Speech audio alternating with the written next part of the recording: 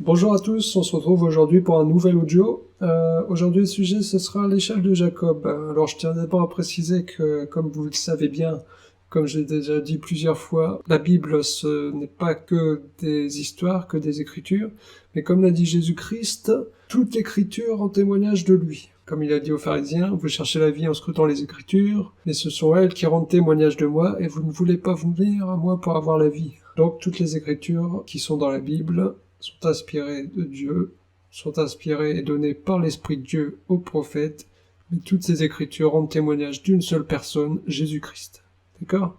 C'est pourquoi nous naviguons aujourd'hui vers l'échelle de Jacob.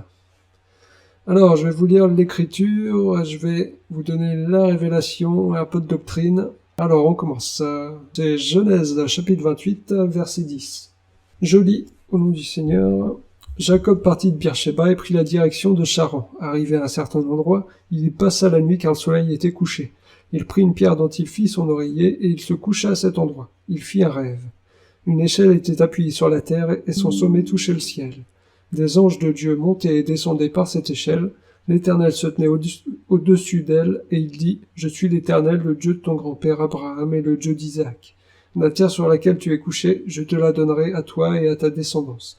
Ta descendance sera pareille à la poussière de la terre, tu t'étendras à l'ouest et à l'est, au nord et au sud, et toutes les familles de la terre seront bénies en toi et en ta descendance. Je suis moi-même avec toi, je te garderai partout où tu iras, et je te ramènerai dans ce pays, car je ne t'abandonnerai pas, tant que je n'aurai pas accompli ce que je te dis. » Voilà. Tout d'abord, comme dit l'Éternel avant de commencer, il dit cette parole, « Je ne t'abandonnerai pas, tant que je n'aurai pas accompli ce que je te dis. » C'est-à-dire que lorsque l'Éternel parle, la chose s'accomplit. Vous verrez qu'à la création, l'Éternel a parlé, et c'est par sa parole que tout a été créé.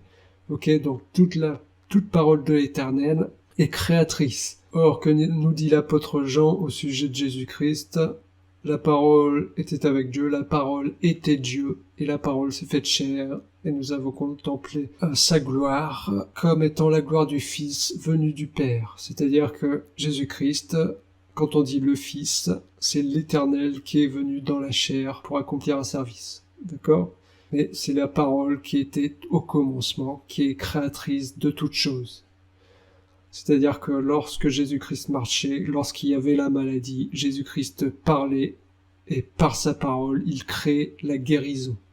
Lorsque Lazare est mort, Jésus-Christ demande qu'on ôte la pierre de l'entrée du tombeau. Jésus-Christ, d'une voix forte, crie « Lazare, lève-toi et marche ». Enfin, je crois qu'il dit « Lazare, lève-toi et sors ». C'est par sa voix, par sa parole, que là où il y avait la mort, Jésus-Christ crée la résurrection, crée la vie. D'accord ? Donc ici on commence avec Jacob. Donc là je me suis arrêté à Jacob qui se couche sur la pierre, qui a la vision d'une échelle et qui ne se réveille pas encore. C'est-à-dire que l'Éternel lui parle du haut de l'échelle. Mais maintenant je vais continuer un peu la lecture et je vais vous dire ce qui se passe après que Jacob se réveille. Jacob se réveilla et se dit « C'est certain, l'Éternel est dans cet endroit et moi je ne le savais pas. » Il eut peur et dit « Que cet endroit est redoutable, c'est ici que se trouve la maison de Dieu, c'est ici que se trouve la porte du ciel. » Jacob se leva de bon matin. Il prit la pierre dont il avait fait son oreiller, et en fit un monument et versa de l'huile sur son sommet. Il appela cet endroit Bethel, c'est-à-dire maison de Dieu. Alors, là, je vais déjà commencer par le mouvement que fait Jacob, que lorsque le soleil se couche, Jacob prend une pierre et se couche lui aussi. D'accord ? Donc, déjà pour le soleil qui se couche, parce que je vais essayer d'aller un peu dans le détail. Là, on voit que le soleil se couche. Or, selon les Écritures, il est dit « L'Éternel Dieu est un soleil et un bouclier ». Donc vous comprendrez que lorsque Dieu a créé le soleil, il l'a créé pour rendre témoignage de lui-même. Donc le mouvement que fait le soleil comme ça naturellement, le fait de se lever, de se coucher, représente Dieu. Mais en quel aspect ? Comme je vous ai déjà dit dans les autres vidéos, lorsqu'on dit que quelqu'un se couche, ça signifie qu'il meurt. Parce que lorsque Jésus dit Lazare, Lazare dort, il indique bien que Lazare est mort. Lorsqu'il est dit que Étienne s'endormit, c'est lorsqu'Étienne meurt. Et lorsqu'on dit qu'ils vont se coucher avec leurs ancêtres, ça indique qu'ils meurent. D'accord ? Donc les personnages qui vont se coucher signifient spirituellement, dans la pensée de Dieu, que ces personnages meurent. Donc ici, dans la Révélation, lorsque Jacob se couche, ça signifie la mort de Jacob. Mais lorsque le soleil se couche, le soleil qui représente l'éternel Dieu se couche, ça signifie la mort de l'éternel. Or, c'est au moment où le soleil se couche que Jacob se couche.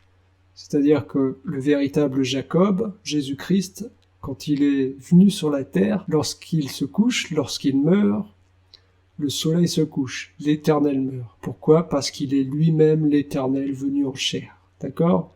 Donc quand Christ meurt, c'est l'Éternel qui meurt. En tout cas, le corps de l'Éternel, car Dieu est esprit, il ne peut pas mourir. D'accord ? Donc vous l'aurez compris, le soleil qui se couche représente la mort de Jésus-Christ également. L'Éternel Dieu qui prend un corps pour venir mourir. C'est pourquoi, naturellement, quand vous voyez le soleil se lève à l'est et se couche à l'ouest. Or, l'est et l'ouest représentent dans la Bible, l'est c'est Israël et l'ouest c'est les nations. Or, Jésus-Christ, comme étant le soleil, comme étant l'éternel Dieu, il se lève à l'est, en Israël, et il se couche à l'ouest. C'est-à-dire que Jésus-Christ, quand il naît en Israël, mais lorsqu'il meurt en dehors d'Israël, chez les nations. C'est pourquoi le soleil, naturellement, se lève à l'est et se couche à l'ouest. Vous avez là, dans le soleil de tous les jours, l'œuvre de la crucifixion de Jésus-Christ, qui donne la vie au monde. D'accord ? Donc là, comme je vous ai dit, quand le soleil se couche, Jacob se couche. Donc vous avez là Jésus-Christ qui représente l'éternel Dieu. Quand il se couche sur la terre, ça signifie simplement que l'éternel qui a pris corps meurt. D'accord ?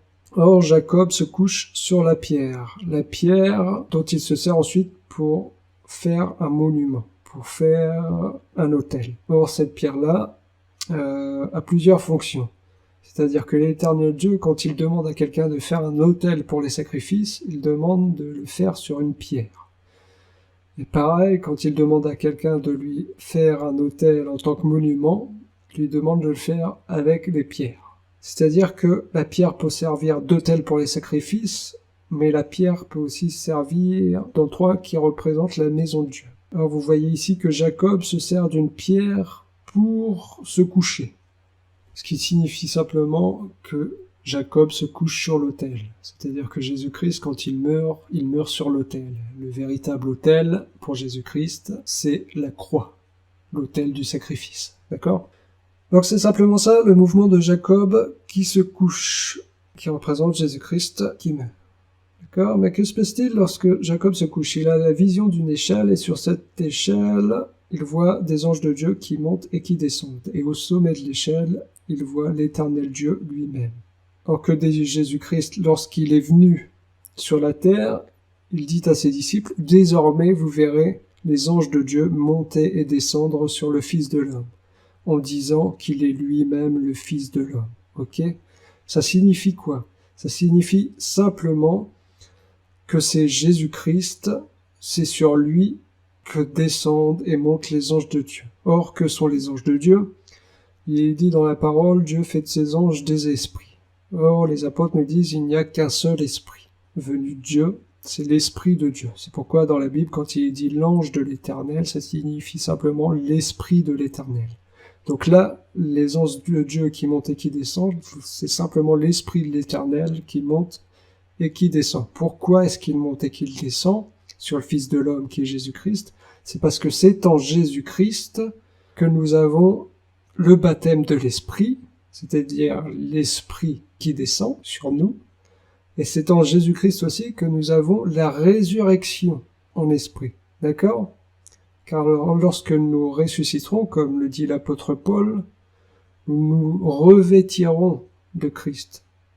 Nous n'aurons plus ce domicile terrestre, c'est-à-dire ce corps de chair, mais nous revêtirons le domicile céleste, c'est-à-dire l'Esprit de Dieu. C'est pourquoi Paul dit aussi, nous serons semblables à lui. C'est-à-dire que nous ferons partie intégrante de l'Esprit de Dieu. Nous serons esprit avec Dieu. Voilà. C'est Jésus-Christ, c'est l'endroit vous avez le baptême d'esprit, car c'est lui qui baptise d'esprit, d'accord? Et c'est l'endroit où vous avez la résurrection en vue de la vie éternelle. Il n'y a aucun autre endroit, aucun autre nom, comme disent les apôtres, par lequel nous devons être sauvés. Ok? Donc c'est à cet endroit-là qu'il faut être. Or, que fait Jacob lorsqu'il se réveille? Donc là, comme je vous ai dit, Jacob se couche, mais ensuite Jacob se réveille. Vous avez là la mort de Christ et la résurrection. Que fait Jacob quand il se réveille? C'est à ce moment-là qu'il construit la maison de Dieu sur l'endroit où se trouve la pierre. C'est-à-dire que c'est après la résurrection de Christ qu'il forme ses disciples en tant que maison pour lui. D'accord? Il nous forme en tant que temple, comme dit l'apôtre Paul, vous êtes devenus le temple de Dieu en esprit, c'est-à-dire qu'il fait de nous un temple après sa résurrection pour mettre en nous son esprit. Voilà. Et nous sommes désormais l'habitation de Dieu. C'est l'habitation de Dieu ne peuvent pas faire ce qu'elle veut. L'habitation de Dieu doit être sainte. C'est pourquoi l'apôtre Paul nous exhorte à marcher dans la sanctification, c'est-à-dire à ne plus accomplir les œuvres de la chair, mais à marcher désormais selon la volonté de l'Esprit de Dieu. D'accord? Et comme dit l'apôtre Jean, il y en a 3 qui rendent témoignage. Il y a l'eau, le sang et l'Esprit. Et les 3 sont d'accord. En quoi l'apôtre Jean voulait-il dire que les 3 rendent témoignage? C'est-à-dire que vous avez l'eau de la parole, c'est-à-dire que la parole de Dieu rend témoignage de Dieu.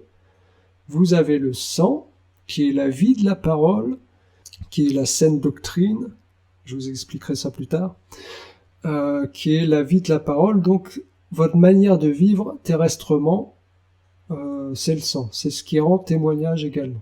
Donc je répète, vous avez l'eau, qui est la parole de Dieu, qui rend témoignage de Dieu, la parole de Dieu qui rend témoignage de Dieu, d'accord?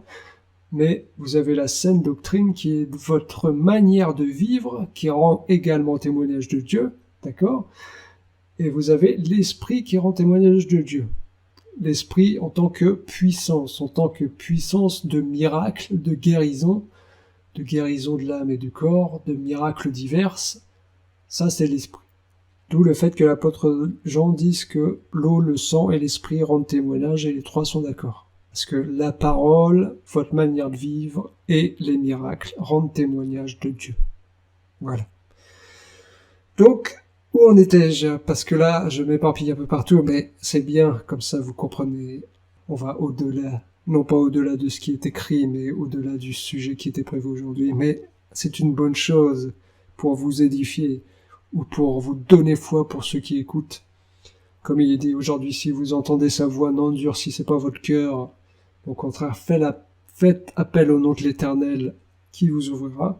Donc là, on voit que Jacob, une fois qu'il se réveille, construit l'édifice de Dieu, et comme je vous ai dit, comme l'a dit Jésus-Christ aux pharisiens, détruisez ce temple en parlant de son propre corps, et en 3 jours je le rebâtirai. Il parlait là de sa mort et de sa résurrection, là où les pharisiens allaient le crucifier, et ce corps allait ressusciter 3 jours après, d'accord?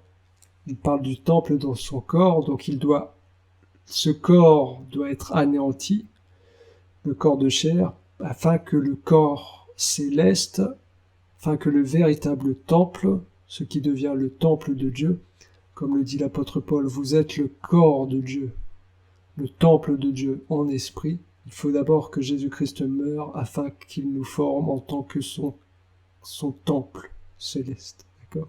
Voilà. Donc là, je vous ai dit que donc c'est en Jésus-Christ que se trouve le baptême d'esprit, et c'est en lui que se trouve la résurrection. D'où les anges qui montent et qui descendent sur l'échelle, tout comme Jésus-Christ le dit. Vous verrez désormais les anges monter et descendre sur le Fils de l'homme, parce que c'est en lui qu'il y a le baptême d'esprit et la résurrection. Voilà. Et c'est uniquement au-dessus de cette échelle que se tient Dieu, parce que c'est au-dessus du corps du Fils de l'homme qui est l'éternel Dieu, et nulle part ailleurs. D'accord? Voilà. Donc ça, c'est pour la révélation. La révélation, c'est le côté où on montre Jésus-Christ dans l'Écriture. Maintenant, je vais aller plus dans la doctrine. La doctrine, c'est ce qui nous sert à nous, disciples. C'est ce que nous devons faire, nous, disciples. D'accord? Dans la vie de tous les jours. En ce qui concerne la doctrine, donc, je vais prendre la pierre non plus en tant qu'autel, mais la pierre en tant que foi. Comme dit Jésus-Christ à ses disciples, il faut que la maison, donc nous qui sommes une maison, d'accord, soit bâtie sur le rocher. Or, l'éternel Dieu est un rocher. L'éternel Dieu est le rocher sur lequel la maison que nous sommes doit être bâtie.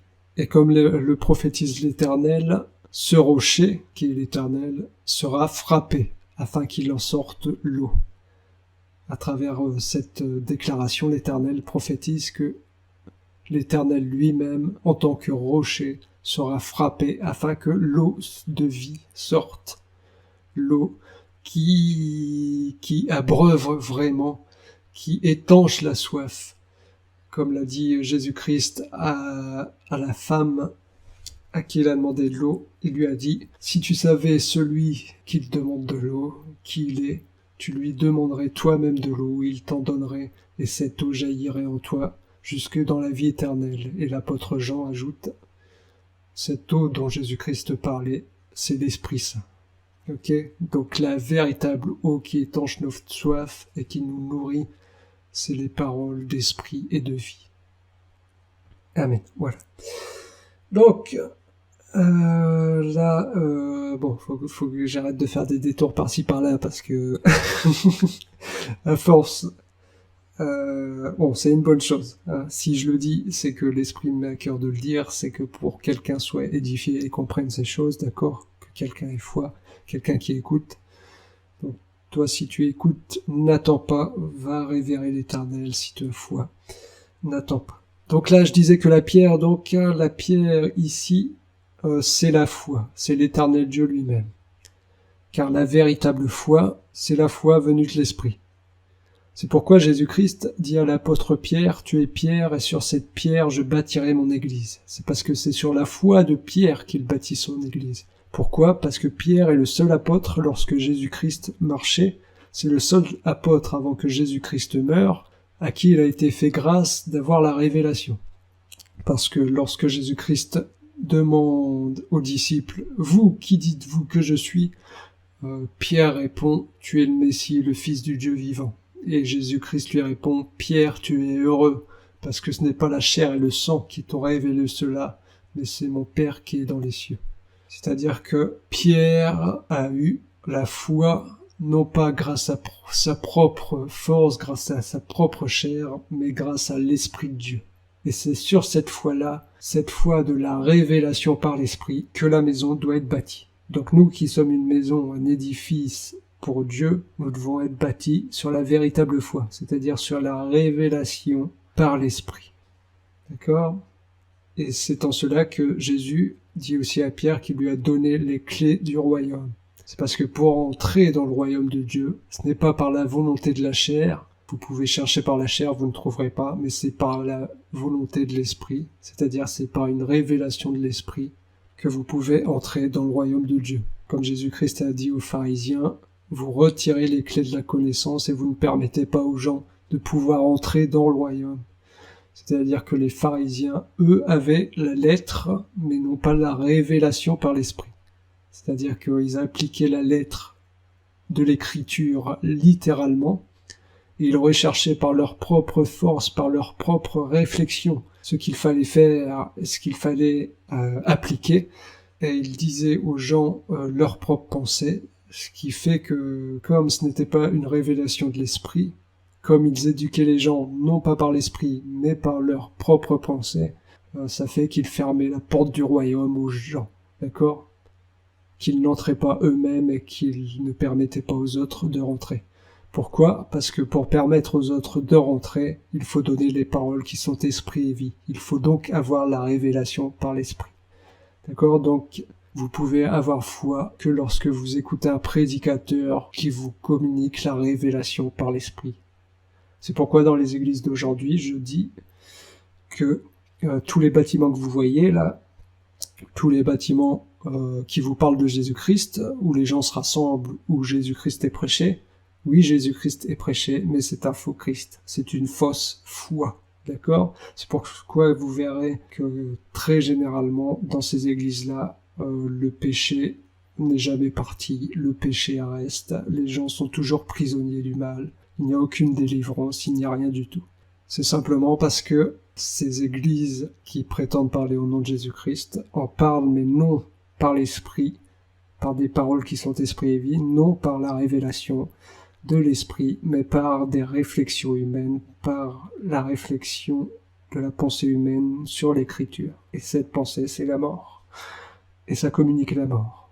Tandis que là où vous verrez des prédicateurs qui vous prêchent réellement la révélation par l'Esprit de Dieu, ça communique la vie, car la révélation, c'est la lumière, selon les psaumes. Voilà, d'accord. Donc, comme je vous ai dit, la maison que nous sommes dans la doctrine doit être bâtie sur le rocher qui est l'Éternel, le rocher qui est la révélation par l'Esprit. C'est le fondement qui ne peut pas être bougé. D'accord? Ouais, c'est comme dit Jésus-Christ, construisez votre maison sur le rocher et ne la construisez pas sur le sable. Parce que si vous la construisez sur le sable, la maison sera détruite. Mais si vous la construisez sur le rocher, elle subsistera éternellement. C'est pourquoi il faut être fondé sur la véritable foi et non sur la pensée de l'homme. Parce que si vous êtes fondé sur la pensée de l'homme, cet édifice que vous construisez, il sera anéanti. Mais si vous êtes construit sur la révélation de l'Esprit, cet édifice subsistera jusque dans la vie éternelle. D'accord? Or, l'apôtre Paul nous dit, ok, il ne peut y avoir aucun autre fondement que Jésus-Christ lui-même, c'est le rocher, d'accord, l'éternel Dieu, la foi en la révélation par l'Esprit, d'accord? Mais que celui qui construise sur cette pierre prenne garde à la manière dont il construit dessus. Parce que certains construisent avec de la paille et d'autres construisent avec des matériaux nobles, l'or et l'argent. D'accord? Ça signifie que lorsqu'un prédicateur vient, il ne peut pas construire n'importe comment. Lorsque vous avez eu foi en l'esprit de révélation, un prédicateur se doit de continuer à construire par la révélation, par l'esprit. Une fois que vous êtes construit, fondé sur le rocher, sur la révélation, il n'y a pas quelqu'un qui peut venir vous prêcher la fausseté pour vous construire, d'accord? Parce que nous sommes une construction, nous nous construisons au fur et à mesure de la marche, ok? Jusqu'à ce que nous devenions parfaits devant notre Dieu, c'est-à-dire jusqu'à ce que l'édifice soit entièrement terminé. Mais pendant ce temps-là, c'est tout ce qui est les apôtres, les prophètes, les pasteurs, les docteurs, les évangélistes qui viennent continuer à édifier cette maison que nous sommes par leur prédication. D'accord? Quand je dis évangéliste, c'est pas le mouvement évangélique, hein. Attention. Quand je dis évangéliste, ça fait partie des 5 ministères. C'est toujours selon la révélation. C'est pas les communautés évangéliques, ça n'a rien à voir, d'accord? Parce que eux, c'est pareil, ils prêchent selon leur propre pensée et non selon la révélation de l'esprit. Voilà. Quand je parle des évangélistes ici, je parle du ministère de Dieu, parce qu'il y a 5 ministères. Il y a apôtres, prophètes, pasteurs, évangélistes et docteurs. Ce sont différentes profondeurs de Dieu. Et c'est toujours par l'Esprit de Dieu que tout cela doit être prêché. Parce que personne ne connaît les profondeurs de Dieu si ce n'est l'Esprit de Dieu. D'accord? Donc voilà. Nous devons être doctrinalement établis, fondés sur le rocher, qui est la foi véritable en Jésus-Christ, la foi selon la révélation par l'Esprit, et nous devons être construits par des prédicateurs qui ont la révélation par l'Esprit. D'accord? Donc méfiez-vous des prédicateurs que vous écoutez. Tous n'ont pas la révélation par l'Esprit, il y en a beaucoup qui distillent leur pensée humaine. Or, la pensée humaine conduit à la mort, tandis que la pensée de l'Esprit conduit à la vie. Voilà. Comme l'a dit Jésus à la femme étrangère ou samaritaine, je ne sais plus. L'eau que je te donnerai jaillira en toi.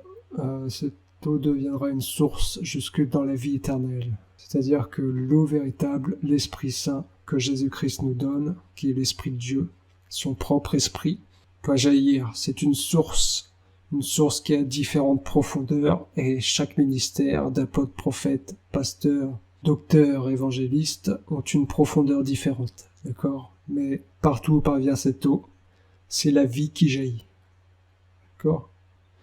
et toujours des paroles qui sont esprit et vie. Amen. Voilà, donc là je vous ai montré donc le côté révélation et puis le côté doctrinal. Ah oui, j'ai oublié dans le côté doctrinal de vous dire à quoi correspond donc les anges qui montent et qui descendent sur l'échelle. Dans le côté doctrinal, ça correspond simplement à la doctrine et à la révélation. C'est-à-dire que pour qu'une maison soit bien établie, que nous soyons solidement fondés sur le rocher et que nous soyons bien construits jusqu'à être une demeure parfaite, il nous faut la saine doctrine et la révélation. C'est-à-dire il nous faut l'ange qui monte et l'ange qui descend. La révélation est la lumière qui rend gloire à Dieu, et la doctrine, c'est ce qui nous permet de vivre la vie de sainteté ici-bas. Il nous faut les deux pour être sauvés, d'accord ?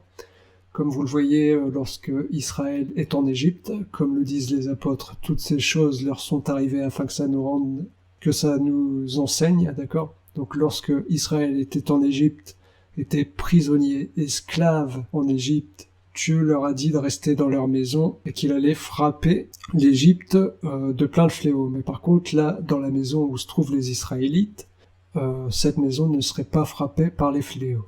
D'accord ? Donc il y a un seul endroit, comme je vous dis, la maison de Dieu, qui ne sera pas frappée par les fléaux. Il y a un seul endroit où l'édifice demeurera intact. D'accord ? C'est l'endroit où l'édifice est fondé sur le rocher, sur la révélation. Donc je disais, quand les Israélites étaient en Égypte, et lorsque les fléaux allaient frapper l'Égypte, vous verrez que dans la maison, les Israélites mangeaient l'agneau, mais qu'à l'extérieur de la maison, il y avait le sang sur la porte. D'accord ? Ça signifie simplement que nous, en tant que maison de Dieu, en tant que demeure de Dieu ici-bas, pour ne pas être frappés des fléaux qui frappent le monde entier, et le principal fléau, c'est la mort de l'âme, d'accord ? C'est le principal fléau. Nous devons avoir à l'intérieur de nous-mêmes, c'est-à-dire qu'il faut à l'intérieur de la maison l'agneau que nous mangeons. Ça, c'est Christ en nous, comme dit Jean-Baptiste à propos de Christ, voici l'agneau de Dieu. Et comme le dit Jésus, si vous ne mangez pas ma chair et ne buvez pas mon sang, vous ne pouvez avoir la vie éternelle. Donc nous nous nourrissons de l'agneau qui est en nous, d'accord ? Car Jésus-Christ nous a envoyé son esprit, l'agneau, la nourriture sainte, la nourriture de l'esprit, la nourriture véritable. Donc, je le répète une fois de plus, il nous faut l'agneau à l'intérieur, mais à l'extérieur, il faut le sang de l'agneau. C'est-à-dire qu'à l'intérieur de nous, il y a Christ, mais à l'extérieur, lorsque les gens nous regardent, il faut aussi qu'ils voient Christ. Il faut que par notre manière de vivre, manière de marcher, notre manière de vivre, comme je disais, par notre manière de nous comporter, par nos paroles, par tout ce que nous faisons et toute décision que nous prenons, toute œuvre que nous faisons, il faut que les gens voient Christ. Donc il ne faut pas seulement l'agneau à l'intérieur, mais il faut le sang à l'extérieur. C'est pourquoi, tout à l'heure, je disais que lorsque l'apôtre Jean dit « il y en a trois qui rendent témoignage, l'eau, le sang et l'esprit », je vous ai dit que le sang, c'était la saine doctrine. Comme je viens de vous expliquer, le sang, c'est effectivement votre manière de vivre sur terre, ok ? Ça rend témoignage de Dieu. C'est une des trois choses qui rendent témoignage de Dieu, d'accord ? Outre la parole de Dieu, comme là, je vous explique la parole de Dieu, ça rend témoignage de Dieu. Ça glorifie Dieu, d'accord ? Mais aussi dans votre manière de vivre en tant que disciple, vivre la vie de sainteté, ça glorifie Dieu également, d'accord ? Et vous voyez qu'en Égypte, pour ne pas être frappé des fléaux, les Israélites, ok, devaient avoir l'agneau à l'intérieur, mais devaient obligatoirement avoir le sang à l'extérieur. Et c'est parce que l'ange destructeur voit le sang sur la porte qu'il ne détruit pas. C'est-à-dire que si vous n'avez pas la vie de sainteté, la vie de la saine doctrine, si vous n'avez pas une vie qui se conforme à la volonté de Dieu, eh bien vous aurez pour fin la mort, d'accord ? Vous serez vous aussi frappés des fléaux, comme les membres des autres peuples qui n'appartiennent pas à Dieu, d'accord ? Pour ne pas être frappés des fléaux, pour tous ceux qui ne connaissent pas encore Dieu, dépêchez-vous, si vous entendez sa voix aujourd'hui et vous l'entendez, dépêchez-vous d'aller crier à Dieu, d'aller demander pardon à Dieu, de marcher selon le changement d'attitude, de lui demander son esprit afin de vivre selon sa volonté à lui et non plus selon votre volonté propre, afin d'avoir la vie éternelle. Car il est écrit aujourd'hui, si vous entendez sa voix, n'endurcissez pas votre cœur. C'est pas demain, c'est aujourd'hui. Donc hâtez-vous, dépêchez-vous, d'accord? Car il y a un temps où tout prendra fin. Pour ceux qui ne le savent pas, car je l'ai déjà dit autre part, et cela vient du frère Philippe Mokangué, que je salue, si un jour il tombe sur cet audio, il y a un temps où tout sera détruit, un temps où tous les fléaux frapperont. Il faut prendre l'exemple de Sodome et Gomorrhe. Le principal signe qui nous a montré que la terre allait être détruite, que Sodome allait être détruit, c'est l'homosexualité. Ça fait partie des grands signes. D'accord? C'est-à-dire que c'est lorsque l'homosexualité s'est étendue des parents jusqu'aux enfants, c'est-à-dire, ok, les adultes voulaient coucher avec les anges envoyés par Dieu, mais même les enfants étaient là. En quoi les enfants étaient là? Comme l'a expliqué le frère Philippe un jour, c'est simplement que les enfants, eux, ne peuvent rien faire. Ils ne vont pas pratiquer l'homosexualité, mais on montre aux enfants comment faire. C'est-à-dire qu'on les enseigne. Or, vous verrez, aujourd'hui, dans ce monde actuel, il se fait ce qui se n'est jamais vu. Si vous regardez une série, un film, ou même si vous allez à l'école, on vous dira que l'homosexualité est une bonne chose. On vous la met à toutes les sauces, et des parents jusqu'aux enfants, vous voyez aujourd'hui aussi désormais des enfants qui se disent homosexuels, d'accord? Et dans l'éducation des enfants, on éduque à l'homosexualité. Or, qu'a dit Jésus-Christ, au temps du retour du Fils de l'homme, il en sera pareil qu'au temps de Sodome et Gomorrhe. D'accord? Donc, le Christ reviendra prendre, pas tout le monde, hein, il reviendra prendre ses disciples avant la destruction du monde, lorsque l'homosexualité se sera étendue des parents jusqu'aux enfants, une fois que le péché sera à son comble. Donc, peut-être que pour vous, oui, qui êtes dans la chair, c'est une bonne chose, et attention, il faut bien faire attention. Je ne condamne pas les homosexuels, loin de là. Car oui, c'est un péché, mais je veux dire, le menteur, c'est un péché aussi. Tuer, c'est un péché aussi. Et comme dit l'apôtre Jacques, celui qui ment est également considéré par Dieu comme un meurtrier. Donc un seul péché, quel qu'il soit, même quelque chose que vous considérez comme tout petit, eh bien vous êtes considéré comme meurtrier par Dieu. Car celui qui commet une seule transgression contre un seul commandement commet une transgression contre tous les commandements. Donc celui qui a dit « tu ne mentiras pas » aussi dit « tu ne tueras pas ». Donc celui qui ment est coupable d'infraction à la loi, est coupable d'infraction envers toute la loi. D'accord? Donc il est aussi condamnable que celui qui a tué quelqu'un. Il n'y a pas de différence dans le péché. Tous ont péché, sont privés de la gloire de Dieu. Tous sont sous la condamnation. Maintenant, celui qui est condamné, celui qui est dans le péché, peut obtenir grâce. Ok? Vous connaissez la grâce présidentielle? Ben là, c'est pareil avec Dieu. Dieu vous fait une grâce. Il peut vous libérer de la prison. Il peut vous libérer des ténèbres pour vous rendre votre liberté, pour vous rendre la véritable lumière, pour vous rendre la vie. La lumière que Adam avait avant de transgresser, avant de tomber, et avant que la mort le touche. D'accord? Cette véritable lumière peut être restaurée en vous aujourd'hui. Mais il faut faire appel au nom de l'Éternel. Et il y a un seul nom sur toute la terre par lequel nous appelons l'Éternel, Jésus-Christ. Le nom qui est le nom du Père, du Fils et de l'Esprit, qui est la même personne, mais dans des dispensations différentes. D'accord? Voilà. Amen. Une seule personne, Jésus-Christ, qui vient dans différentes fonctions. D'accord? Jésus-Christ, en tant que roi de toutes choses, c'est le Père. Jésus-Christ, en tant que serviteur, c'est ce qu'on appelle Fils. Jésus-Christ, en tant que Père et Fils, c'est-à-dire en tant que Maître et serviteur, c'est ce qu'on appelle l'Esprit. Voilà. Gloire à toi, Seigneur. Et merci pour tous ceux qui écoutent. Je prie que ta puissance touche tous ceux qui écoutent, qu'ils comprennent bien que c'est en toi seul que se trouve la résurrection et la vie, que c'est en toi seul et par toi seul que nous pouvons échapper à la condamnation et aux fléaux qui vont frapper le monde et qui frappent désormais d'ores et déjà le monde. Que c'est en faisant appel à toi que nous sommes délivrés des ténèbres et que nous avons vie pour la vie éternelle. Amen. Soyez bénis. J'espère que cet audio vous aura édifié pour ceux qui connaissent déjà le Seigneur et que cet audio vous mettra à cœur de faire appel au nom du Seigneur pour ceux qui ne le connaissent pas encore. Ne tardez pas, c'est aujourd'hui si vous entendez sa voix.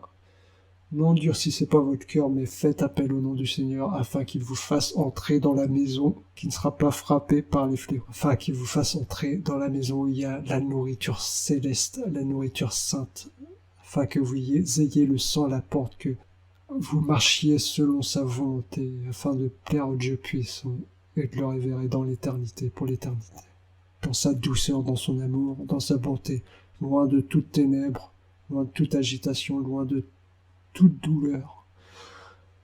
Merci pour tous, Seigneur, et merci à tous d'avoir écouté. À une prochaine fois. Au revoir.